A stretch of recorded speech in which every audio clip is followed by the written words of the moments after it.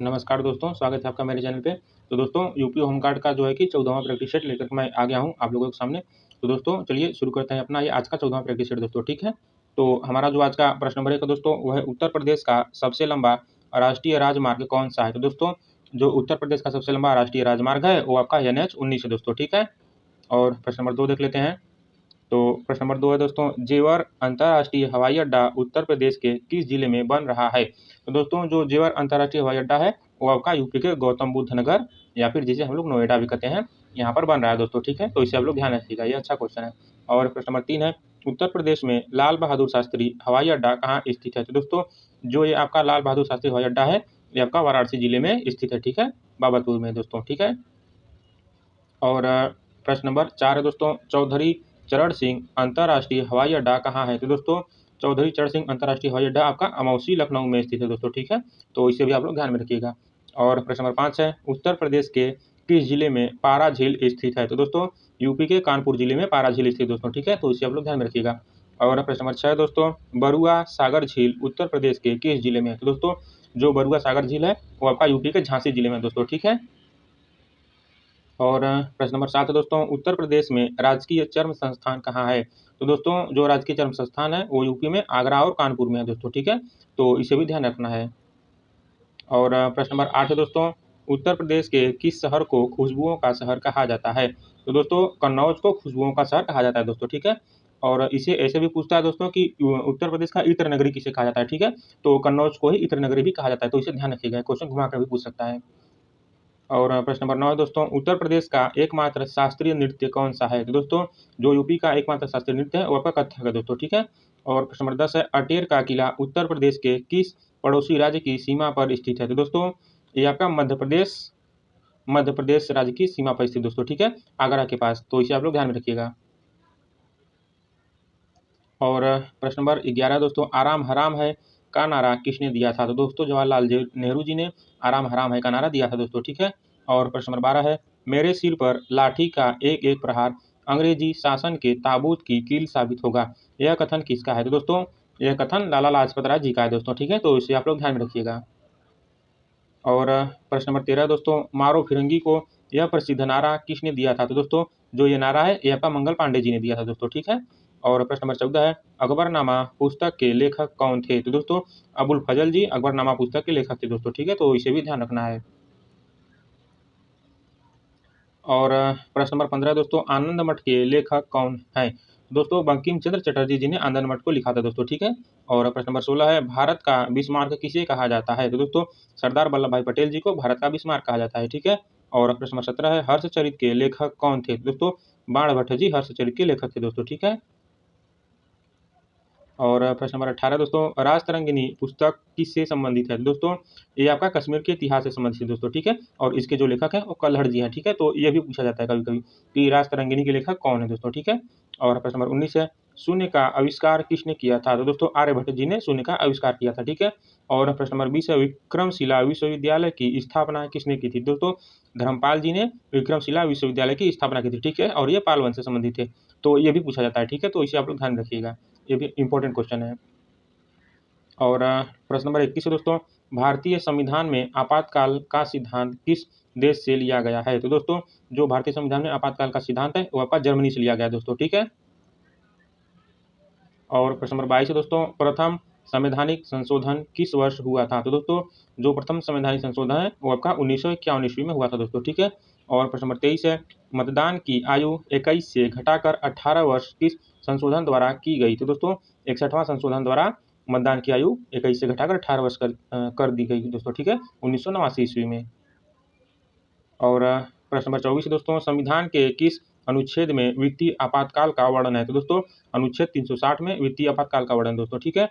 और प्रश्न नंबर 25 है, पंचायती राज लागू करने वाला पहला राज्य कौन सा था। तो दोस्तों राजस्थान आपका पंचायती राज लागू करने वाला पहला राज्य था दोस्तों, ठीक है, नागौर जिले में।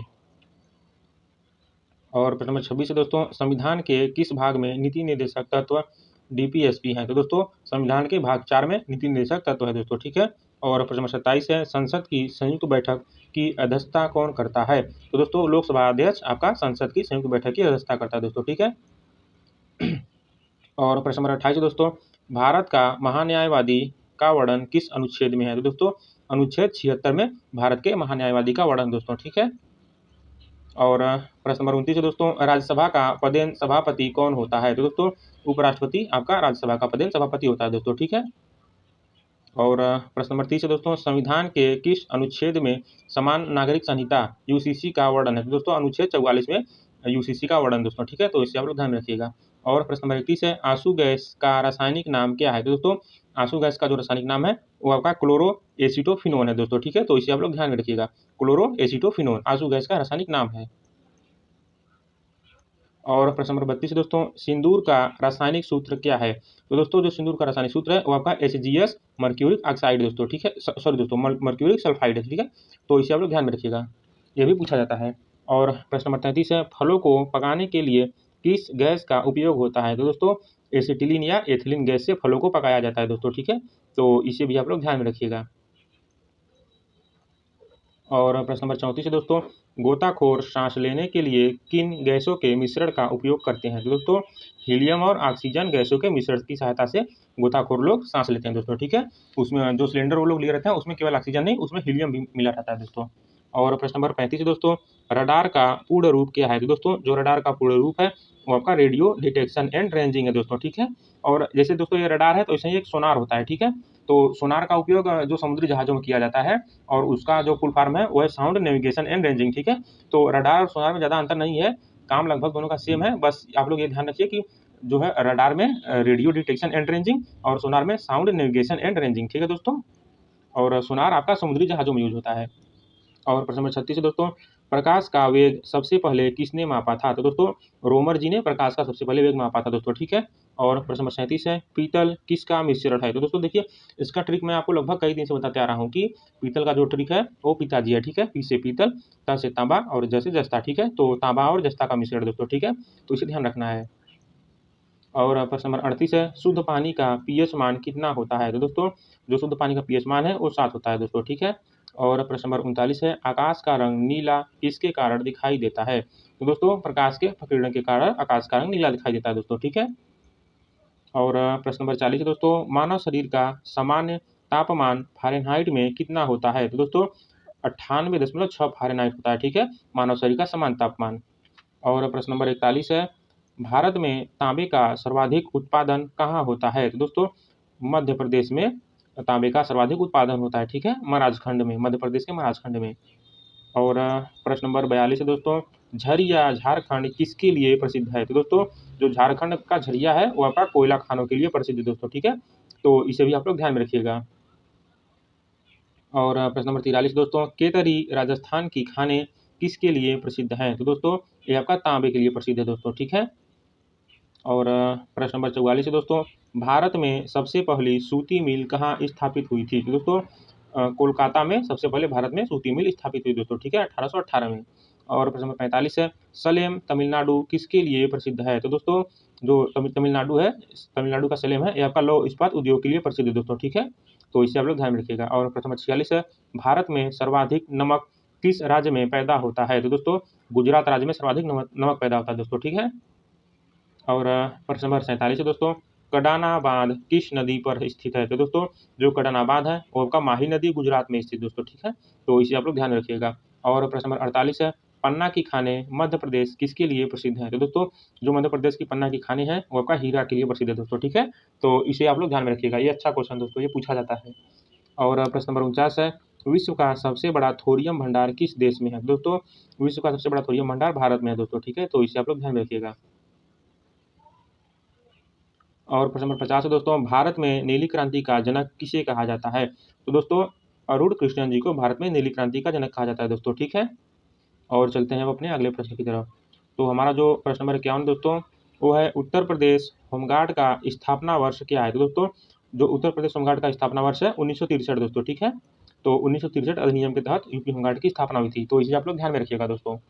और प्रश्न नंबर 52 है, कमांडेंट जनरल होमगार्ड का मुख्यालय कहाँ है? तो दोस्तों जो कमांडेंट जनरल होमगार्ड का मुख्यालय है वो आपका लखनऊ में है दोस्तों, ठीक है। उसके बाद पुलिस विभाग में डीजीपी के बाद दूसरा सबसे बड़ा पद कौन सा है? तो दोस्तों जो पुलिस विभाग में डीजीपी के बाद दूसरा सबसे बड़ा पद है वो आपका एडीजीपी है दोस्तों, ठीक है, अपर पुलिस महानिदेशक, ठीक है दोस्तों। जैसे इंस्पेक्टर के बाद सब इंस्पेक्टर होता है, वैसे डीजीपी के बाद एडीजीपी दोस्तों, ठीक है। और प्रश्न नंबर 54 है, होमगार्ड स्वयंसेवकों को ड्यूटी के लिए दिए जाने वाले कार्ड को क्या कहते हैं? तो दोस्तों जो होमगार्ड स्वयंसेवकों को ड्यूटी के लिए कार्ड दिया जाता है उसको ड्यूटी कार्ड कहते हैं दोस्तों, ठीक है। कॉल आउट लेटर, ठीक दोस्तों। और प्रश्न नंबर 55 है, पुलिस की वर्दी में बेल्ट पर लगे बक्कल का रंग कैसा होता है? तो दोस्तों जो पुलिस की वर्दी में उनके बेल्ट पर जो बक्कल रहता है उसका रंग पीतल जैसा होता है दोस्तों, ठीक है, पीला और सुनहरा, ठीक है दोस्तों, तो इसे ध्यान रखना है। ये सब छोटे मोटे क्वेश्चन है, लेकिन अगर पूछ दिया तो अगर ध्यान नहीं रहेगा तो नंबर तो कट जाएगा, मतलब नहीं मिलेगा, तो ये सब नंबर गेन करने वाले क्वेश्चन है दोस्तों, ठीक है। और प्रश्न नंबर 56 है, उत्तर प्रदेश में साइबर पुलिस थाने की संख्या कितनी है? दोस्तों इस समय उत्तर प्रदेश में साइबर पुलिस थानों की संख्या 18 है दोस्तों, ठीक है, प्रत्येक रेंज में एक थाना है दोस्तों, ठीक है। और प्रश्न नंबर 57 है, होमगार्ड स्वयंसेवा की अधिकतम सेवा आयु कितनी है? दोस्तों जो होमगार्डों की जो सेवा आयु है वो 60 वर्ष है दोस्तों, ठीक है, तो इसे ध्यान रखिएगा। प्रश्न नंबर 58 दोस्तों, एफआईआर लिखने की प्रक्रिया आईपीसी की किस धारा में वर्णित है? तो दोस्तों एफआईआर लिखने की जो प्रक्रिया है वो आपका धारा 154 में है दोस्तों, ठीक है, सीआरपीसी धारा 154 में वर्णित है दोस्तों, ठीक है, तो इसे ध्यान रखना है।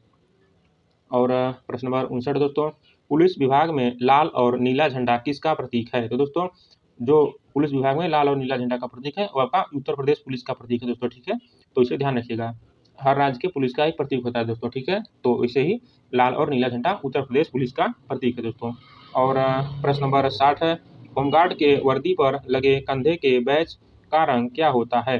दोस्तों जो होमगार्ड के वर्दी पर लगे कंधे कंधे के बैच है उस पर जो रंग होता है नीला और सफ़ेद होता है दोस्तों, ठीक है, और उस पर यूपीएसजी लिखा होता है दोस्तों, ठीक है, तो इसे भी ध्यान रखिएगा कि उस पर यूपीएसजी लिखा होता है। और प्रश्न नंबर 61 दोस्तों, श्वेत क्रांति के जनक कौन है? तो दोस्तों डॉक्टर वर्गीज कुरियन श्वेत क्रांति के जनक है दोस्तों, ठीक है, और श्वेत क्रांति संबंधित किससे है? तो ये आपका दुग्ध उत्पादन से संबंधित दोस्तों, ठीक है, तो इसे भी ध्यान रखना है, श्वेत क्रांति दुग्ध उत्पादन से संबंधित है और डॉक्टर वर्गीज कुरियन इसके जनक है दोस्तों, ठीक है। और अगला प्रश्न शुरू करने से पहले दोस्तों यदि आप मेरे चैनल पर नए हैं तो मेरे चैनल को सब्सक्राइब कर लीजिए दोस्तों, ताकि मैं अपने चैनल पे रोज़ यूपी होमगार्ड का वो है कि प्रैक्टिस सेट अपलोड करता रहता हूँ दोस्तों, ठीक है, तो सब्सक्राइब कर लीजिए ताकि आप प्रैक्टिस सेट से छूट ना जाए दोस्तों, ठीक है। और प्रश्न नंबर 62 है, भारत में विमुद्रीकरण पहली बार कब हुई थी? दोस्तों इसे नोटबंदी कहा जाता है विमुद्रीकरण को, ठीक है, तो यदि एग्जाम में नोटबंदी न लिख के केवल यही लिख दे विमुद्रीकरण तो आपको कंफ्यूज नहीं होना दोस्तों, ठीक है। तो दोस्तों जो पहली बार नोटबंदी हुई थी भारत में वो आपका 1946 ईस्वी में हुई थी और उसके बाद 1978 और 2016 में हुई थी दोस्तों, ठीक है, तो देखिए स्वतंत्रता के बाद 2 बार हुई है और उसके पहले 1 बार हुई है, ठीक है, तो इसे आप लोगों को ध्यान में रखना है दोस्तों, ठीक है। और प्रश्न नंबर 63 दोस्तों, मिश्रित अर्थव्यवस्था का क्या अर्थ है? दोस्तों जो मिश्रित अर्थव्यवस्था का अर्थ है वो आपका निजी और सार्वजनिक क्षेत्र का सह-अस्तित्व है दोस्तों, ठीक है, तो इसमें मिश्रित अर्थव्यवस्था में जो है कि प्राइवेट सेक्टर और गवर्नमेंट सेक्टर दोनों आपस में मिल करके रहते हैं दोस्तों, ठीक है। और प्रश्न नंबर 64 है, भारत का सबसे पुराना शेयर बाजार कौन सा है? दोस्तों जो भारत का सबसे पुराना शेयर बाजार है वो आपका बॉम्बे स्टॉक एक्सचेंज है दोस्तों, ठीक है, जिसे बीएसई भी कहा जाता है। और प्रश्न नंबर 65 दोस्तों, भारत में आयकर किसने शुरू किया था? तो दोस्तों जेम्स विल्सन ने भारत में आयकर की शुरुआत की थी दोस्तों, ठीक है, तो इसे आप लोग ध्यान में रखिएगा। और प्रश्न नंबर 66 दोस्तों, राष्ट्रीय युवा दिवस किसकी याद में मनाया जाता है? दोस्तों स्वामी विवेकानंद के याद में राष्ट्रीय युवा दिवस मनाया जाता है दोस्तों, ठीक है, और ये 12 जनवरी को मनाया जाता है दोस्तों, इसे भी ध्यान रखिएगा। या तो डेट पूछ देगा या फिर किसकी याद में मनाया जाता है ये पूछ देगा। उसके बाद प्रश्न नंबर 67 है, विश्व कैंसर दिवस कब मनाया जाता है? तो दोस्तों 4 फरवरी को विश्व कैंसर दिवस मनाया जाता है, ठीक है। और अगला प्रश्न है, थॉमस कप किस खेल से संबंधित है? तो दोस्तों बैडमिंटन से थॉमस कप संबंधित दोस्तों, ठीक है, तो इसे ध्यान रखिएगा, थॉमस कप बैडमिंटन, ठीक है दोस्तों। और अगला प्रश्न है, बुल फाइटिंग किस देश का राष्ट्रीय खेल है? तो दोस्तों जो बुल फाइटिंग है वो आपका स्पेन का राष्ट्रीय खेल दोस्तों, ठीक है। और प्रश्न नंबर 70 है, अर्जुन पुरस्कार की शुरुआत किस वर्ष हुई थी? तो दोस्तों 1961 में अर्जुन पुरस्कार की शुरुआत हुई थी दोस्तों, ठीक है। और जो अगला प्रश्न है प्रश्न नंबर 71, बाइनरी कोड में कितनी संख्याएं होती हैं? तो दोस्तों बाइनरी कोड में केवल 2 संख्याएं होती हैं, 0 और 1, ठीक है दोस्तों, तो इसे ध्यान रखिएगा आप लोग। और जो हमारा अगला प्रश्न दोस्तों, कंप्यूटर में पेस्ट करने की शॉर्टकट की क्या है? दोस्तों कंप्यूटर में जो पेस्ट करने की शॉर्टकट की है वो आपका कंट्रोल भी है दोस्तों, ठीक है, और कंट्रोल जी से कॉपी होता है, ये तो सबको पता है, और पेस्ट करने की कंट्रोल भी हो गई दोस्तों, ठीक है। और प्रश्न नंबर 73 दोस्तों, भारत का सिलिकॉन वैली किसे कहा जाता है? तो दोस्तों बेंगलुरु को भारत का सिलिकॉन वैली कहा जाता है, ठीक है। और अगला प्रश्न है, एचटीटीपी का पूर्ण रूप क्या है? तो दोस्तों हाइपर टेक्स्ट ट्रांसफर प्रोटोकॉल आपका एचटीटीपी का पूर्ण रूप है दोस्तों, ठीक है, तो इसे ध्यान रखिएगा आप लोग। और अगला प्रश्न है दोस्तों, कंप्यूटर में डिलीट की गई फाइलें कहाँ जमा होती हैं? तो दोस्तों रिसाइकल बिन में आपकी कंप्यूटर की डिलीट की गई फाइलें जमा होती हैं दोस्तों, ठीक है, तो इसे ध्यान रखना है। और दोस्तों अगला प्रश्न है, केवलादेव राष्ट्रीय उद्यान किस राज्य में है? तो दोस्तों केवलादेव राष्ट्रीय उद्यान आपका राजस्थान में है दोस्तों, ठीक है, तो इसे ध्यान रखना है। प्रश्न नंबर 77 दोस्तों, गेटवे ऑफ इंडिया का निर्माण किसके स्वागत में किया गया था? तो दोस्तों जॉर्ज पंचम और रानी मैरी के स्वागत में गेटवे ऑफ इंडिया का निर्माण किया गया था 1911 में दोस्तों, ठीक है, तो इसे भी ध्यान रखना है। और हमारा अगला प्रश्न है दोस्तों, भारत की प्रथम महिला आईपीएस अधिकारी कौन थी? तो दोस्तों किरण बेदी जी भारत की प्रथम महिला आईपीएस अधिकारी थी दोस्तों, ठीक है, तो इसे आप लोगों को ध्यान में रखना है। और अगला प्रश्न दोस्तों, काजीरंगा राष्ट्रीय उद्यान किस पशु के लिए प्रसिद्ध है? तो दोस्तों जो काजीरंगा राष्ट्रीय उद्यान है वो आपका एक सींग वाले गैंडे के लिए प्रसिद्ध है दोस्तों, ठीक है, तो ये काफ़ी अच्छा क्वेश्चन है, ये पूछा जाता है, इसे ध्यान रखना है। और हमारा जो प्रश्न नंबर 80 है दोस्तों, वो है अजंता की गुफाएं किस राज्य में स्थित है? तो दोस्तों जो अजंता की गुफाएं हैं वो आपका महाराष्ट्र राज्य में स्थित है दोस्तों, ठीक है। और प्रश्न नंबर 81 है, भारत का राष्ट्रीय जलीय जीव कौन सा है? तो दोस्तों गंगा डॉल्फिन भारत का राष्ट्रीय जलीय जीव है दोस्तों, ठीक है। और अगला प्रश्न है दोस्तों, जन गण मन को राष्ट्रगान के रूप में कब स्वीकार किया गया है? तो दोस्तों 24 जनवरी 1950 को जन गण मन को राष्ट्रगान के रूप में स्वीकार किया गया दोस्तों, ठीक है। और प्रश्न नंबर 83 दोस्तों, स्वर्ण मंदिर किस शहर में है? तो दोस्तों जो स्वर्ण मंदिर है वो आपका अमृतसर में है दोस्तों, ठीक है। और अगला प्रश्न है, भारत का सबसे बड़ा म्यूजियम कहाँ स्थित है? तो दोस्तों जो भारत का सबसे बड़ा म्यूजियम है वो आपका कोलकाता में स्थित दोस्तों, ठीक है। और हमारा अगला प्रश्न है, कथकली किस राज्य का नृत्य है? तो दोस्तों कथकली आपका केरल राज्य का नृत्य दोस्तों, ठीक है, तो इसे आप लोगों को ध्यान में रखना है। और प्रश्न नंबर 86 दोस्तों, पिंक सिटी किसे कहा जाता है? तो दोस्तों जयपुर को पिंक सिटी कहा जाता है दोस्तों, ठीक है। और प्रश्न नंबर 87 है, उत्तर प्रदेश का राजकीय पशु क्या है? तो दोस्तों उत्तर प्रदेश का जो राजकीय पशु है वो आपका बारहसिंगा है दोस्तों, ठीक है।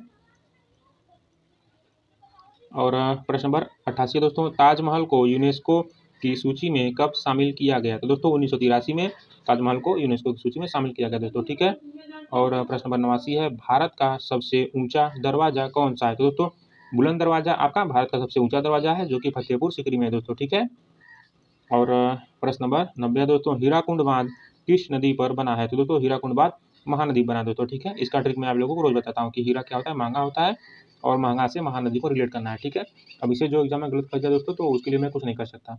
और प्रश्न नंबर 91, भारत की प्रथम महिला राष्ट्रपति कौन थी? दोस्तों प्रतिभा पाटिल जी भारत की प्रथम महिला राष्ट्रपति दोस्तों, ठीक है। और प्रश्न नंबर 92 दोस्तों, इंसुलिन की खोज किसने की थी? दोस्तों बेटिंग एवं बेस्ट ने इंसुलिन की खोज की थी दोस्तों, ठीक है। और प्रश्न नंबर 93 है, जय हिंद का नारा किसने दिया था? तो दोस्तों सुभाष चंद्र बोस जी ने जय हिंद का नारा दिया दोस्तों, ठीक है। और प्रश्न नंबर 94 दोस्तों, विश्व ओजोन दिवस कब मनाया जाता है? तो दोस्तों 16 सितंबर को विश्व ओजोन दिवस मनाया जाता है, ठीक है। और प्रश्न नंबर 95 दोस्तों, भारत का राष्ट्रीय फल क्या है? तो दोस्तों आम भारत का राष्ट्रीय फल दोस्तों, ठीक है। और प्रश्न नंबर 96 दोस्तों, उत्तर प्रदेश की राजकीय भाषा क्या है? दोस्तों हिंदी उत्तर प्रदेश की राजकीय भाषा है दोस्तों, ठीक है। और दूसरी राजकीय भाषा उर्दू है, ठीक है, इसे भी ध्यान रखना है। प्रश्न नंबर 97 दोस्तों, वंदे मातरम किस पुस्तक से लिया गया है? तो दोस्तों आनंद मठ से आपका वंदे मातरम लिया गया है, ठीक है।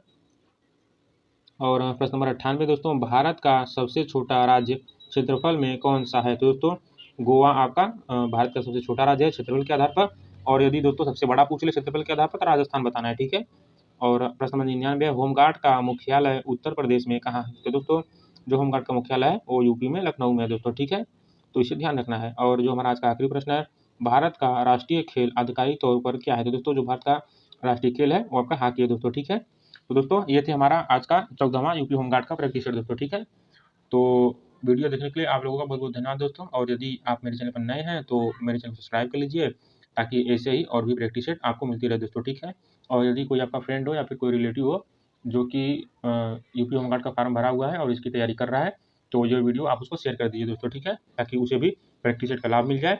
तो जैसा कि अब ज़्यादा दिन नहीं बचा है, धीरे धीरे परीक्षा की जो डेट है नज़दीक आ रही है दोस्तों, ठीक है। तो आज के लिए इतना ही, कल फिर मिलेंगे और भी अच्छे अच्छे प्रैक्टिस सेट वाले क्वेश्चन के साथ दोस्तों, ठीक है। तब तक के लिए नमस्कार दोस्तों।